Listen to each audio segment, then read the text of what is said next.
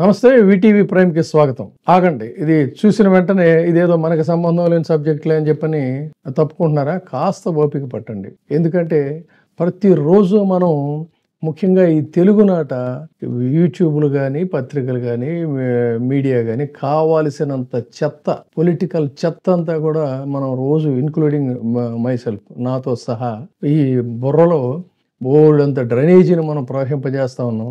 ఎంత సమయం అంటే అంత సమయం దాన్ని వెచ్చిస్తున్నాం. కానీ దురదృష్టం ఏంటంటే భగవద్గీత గురించి, నాట్యశాస్త్రం గురించి ప్రపంచంలో యునెస్కో గుర్తించింది అనేటువంటి ఒక అద్భుతమైనటువంటి అంశాన్ని గురించి మాత్రం కనీసం ఈ సోకాల్డ్ మీడియా కానీ, సోషల్ మీడియా కానీ ఎవరు కూడా దానికి అంత ఇవ్వాల్సిన ప్రాధాన్యత ఇవ్వలేదు. ఇదేదో గోల మనకెందుకులే అని చెప్పని.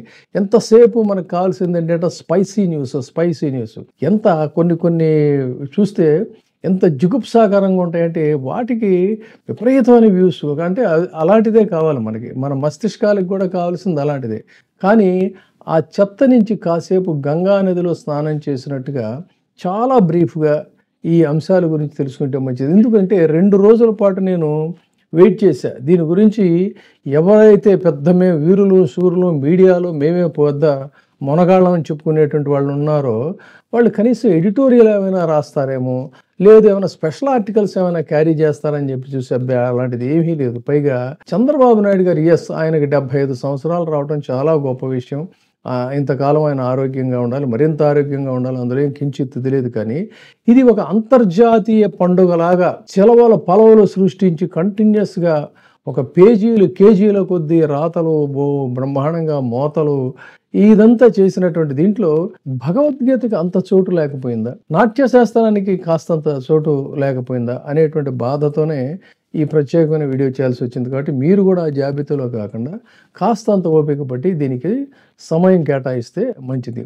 భగవద్గీత గురించి ఇదేమి మత గ్రంథం కాదని గొప్ప ప్రపంచ మేధావులే చెప్పారు. అనేక మంది భగవద్గీతని మొన్న సునీతా విలియమ్స్ అంతరిక్షంలోకి వెళ్ళేటప్పుడు నేను భగవద్గీత వెంట పెట్టుకుని వెళ్ళానంటే ఆ స్థాయి ఏమిటనేటువంటిది మనం ఆలోచించుకోవాలి.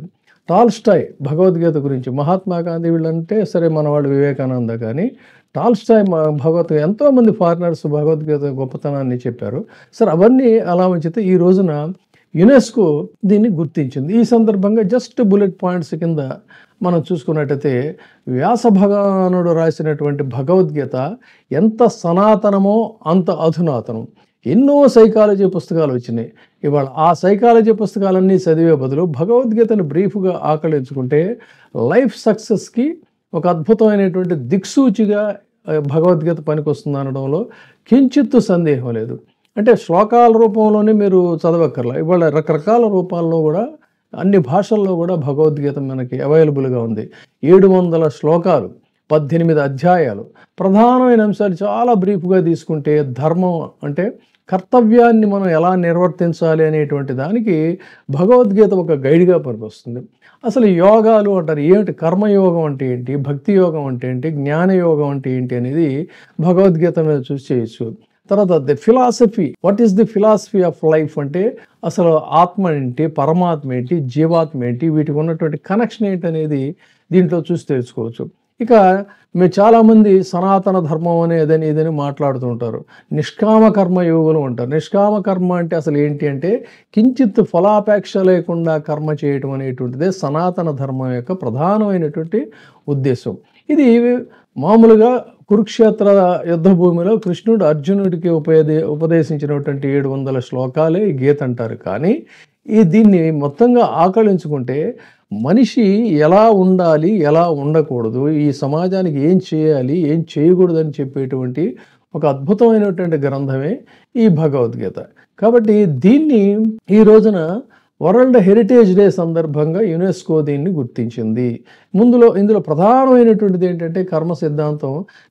డూ యువర్ డ్యూటీ, నీ కర్తవ్యాన్ని నువ్వు చేయి, ఫలాన్ని ఆశించకు, అది నేను చూసుకుంటాను అనేటువంటిదే ఉంటుంది. ఎవరైనా కూడా చేయాల్సింది అదే.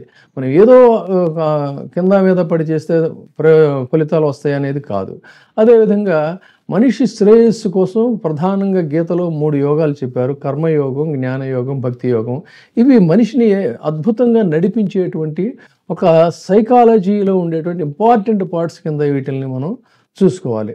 అదేవిధంగా ఇక ధర్మం అనేటువంటిది ఏంటంటే స్వధర్మం, పరధర్మం ఇలాంటివి అన్నీ ఉండవు. సామాజిక న్యాయంతో మనిషి బతకాలని చెప్పేటువంటిది గీతలో ప్రతి పదం కూడా ఇది ధర్మాన్ని నిలబడుతుంది. ఇది అందుకనే థోరో కానీ, టాల్స్టాయ్ కానీ, వివేకానంద కానీ, మహాత్మా గాంధీ కానీ, ఇలా అనేక మంది మేధావులందరూ కూడా భగవద్గీతని అనుసరిస్తున్నారు. ఇది భగవద్గీత యొక్క గొప్పతనం. ఇక డాన్స్, ప్రపంచంలో ఇవాళ మనల్ని ఈ పిచ్చి సినిమాల దగ్గర నుంచి రోజు న్యూ ఇయర్ వచ్చిందా, లేకపోతే ఇంకో పండుగ వచ్చిందంటే ఇయర్ ఎండింగ్ అంటే ఊగిపోతున్నారు, కాగిపోతున్నారు, వేగిపోతున్నారు. కానీ ఆ డాన్స్లు అన్నీ కూడా మన మస్తిష్కాన్ని, మన మెదళ్ళని ఛిద్రం చేసేసి ఆ శరీరంలో ఒక అలసటను తీసుకొచ్చి క్రమంగా మన యొక్క దీన్ని కుంగిపోయేటట్టు చేస్తే దానికి ఏవేవో తాగుతుంటారు, చేస్తుంటారు, తందనాడుతుంటారు. అది కాదు డాన్స్ అంటే. Dance is a prayer, a blissful service and worship of God as it is a fine thread of life which weaves the life into beauty అని చెప్పేటువంటిది డాన్స్. ఏది అని అంటే మన భరత శాస్త్రం.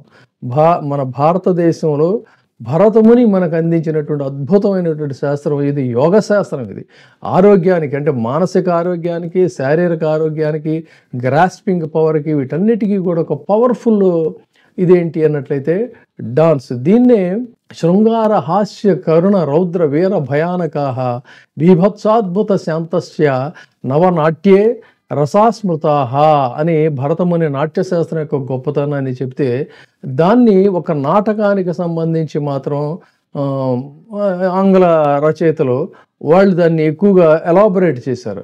అయితే మరి డాన్స్ అంటే ఇది కేవలం నాట్యం కాదు, అదే ఇక్కడ చెప్పేది. మనకి మైకేల్ జాక్సన్, ప్రపంచాన్ని ఉర్రూతలూగించిన మైకేల్ జాక్సన్, ఆయన ఎంత అద్భుతమైన నృత్యం చేశాడు. అయితే వాళ్ళు చేసే మూమెంట్స్, ఆ సౌండ్స్, వాటన్నిటికీ ఏమైనా మీనింగ్ ఉందంటే మీనింగ్ ఏమి ఉండదు. కేవలం ఏంటంటే మనిషిలో ఒక ఊపు తెస్తుంది, కైపు తెస్తుంది, ఉర్రూతలూగిస్తుంది. కానీ చివరికి ఆయన ఎంత దారుణంగా ఆయన మరణించాడు అనేటువంటిదే బాధాకరం. అంత గొప్ప నాట్యం చేసిన ఆయన.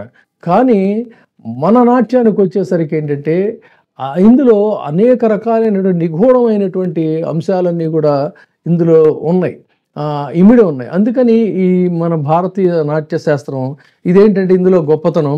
మోడర్న్ డాన్సెస్లో ఒక మూమెంట్సే తప్ప ఆ మూమెంట్స్కి ఏం అర్థం ఉండదు, ఆ మ్యూజిక్ కూడా అర్థమే ఉండదు, ఒక ఊపు కైపు మాత్రమే తెస్తుంది.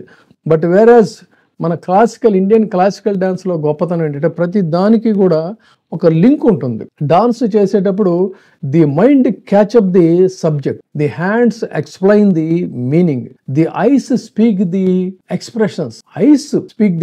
అంటే చూడండి, కళ్ళు భావాలని పలికిస్తాయి, మాట్లాడతాయి అన్నమాట. Ice speak the expressions, the feet beat the measure. ఇప్పుడు మోడర్న్ డాన్సులు ఏ కాళ్ళు అటు పడితే ఇటు పడతాయి. బట్ వేరేస్ ఇందులో క్లాసికల్ డాన్సులు ఏంటంటే ఆ ప్రతి అడుగుకి కూడా ఒక మెజర్మెంట్ ఉంటుంది, ఒక గణితం ఉంటుంది, ఒక లెక్క ఉంటుంది. సో లైఫ్లో, ప్రతి మనిషి లైఫ్లో కూడా 9 రసాలు ఉంటాయి. ఆ రసాలనే ఈయన నవరస సిద్ధాంతం అన్నారు. అది ఏమిటి అన్నట్లయితే శృంగార హాస్య కరుణ రౌద్ర వీర భయానక బీభత్స అద్భుతం. ఈ రసాలు ప్రతి కళాకారుడు కూడా మనిషి హృదయాల్లో నుంచి వీటన్నిటినీ కూడా పైకి తీసుకొస్తాడు. అందుకనే దీన్ని పంచమ వేదం అని చెప్పన్నారు.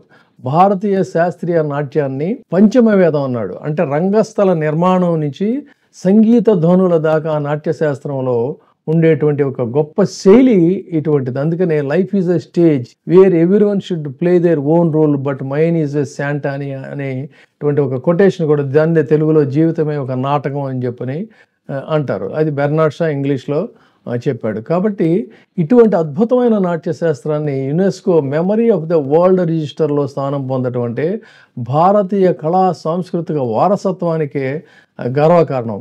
ఎందుకంటే ఆ మోడర్న్ డాన్సుల్లాగా ఇది ఉండదు. ఇందాక చెప్పా, ప్రతి దానికి కూడా లింక్ ఉంటుంది. ఎందుకని ఈ డాన్స్ నేర్చుకున్నటువంటి వాళ్ళు సైంటిస్టులు కావాలంటే సైంటిస్టులు అవ్వచ్చు, ఐటీ ఇంజనీర్స్ కావచ్చు, ఏదైనా కూడా చాలా ఈజీగా సక్సెస్ కావచ్చు. కారణం ఏంటంటే వీటన్నిటికీ కూడా balance of mind, balance of body అన్నిటికీ ఒక లింక్ ఉంటుంది. దీన్ని యతో హస్తస్తతో దృష్టి, యతో దృష్టిస్తతో మనః, యతో మనస్తతో భావః, యతో భావస్తతో రసః. అన్నింటికీ కూడా అక్కడ డీవియేషన్ ఉండదు. ఆ చేతుల మీద దృష్టి ఉంటుంది. ఆ దృష్టి వాటితో మనసు కనెక్ట్ అయి ఉంటుంది. ఆ మనసు కనెక్ట్ అవ్వటం వల్లే ఆ రసం అనేటువంటిది ఏదవుతుంది, అది ఏ సబ్జెక్ట్ అయినా కూడా అవుతుంది. కాబట్టి అంత గొప్ప యోగా శాస్త్రం ఈ నాట్యశాస్త్రం. అందుకనే ప్రతి ఒక్క యువత కూడా ఈ యొక్క నాట్యాన్ని నేర్చుకున్నట్లయితే వాళ్ళ సక్సెస్కి తిరగనేటువంటిది ఉండదు. అది ఈ రెండు గ్రంథాల యొక్క గొప్పతనం. అటు భారతీయ తాత్విక చింతన, ఇటు ఆధ్యాత్మిక కళా పరంపరకి జీవన వాహినులు. కాబట్టి యునెస్కో వీటిని గుర్తించింది. ఇక భగవద్గీత గురించి మళ్ళీ ముక్తాయింపుగా చెప్పుకోవాలన్నట్లయితే, మనకి భగవద్గీతలో దురదృష్టం ఏంటంటే మనిషి చనిపోతే అక్కడ రికార్డు పెడతాడు. అదేదో ఒక ప్యాథటిక్ సారో దీనికి సింబల్ లాగా. అది చాలా తప్పు.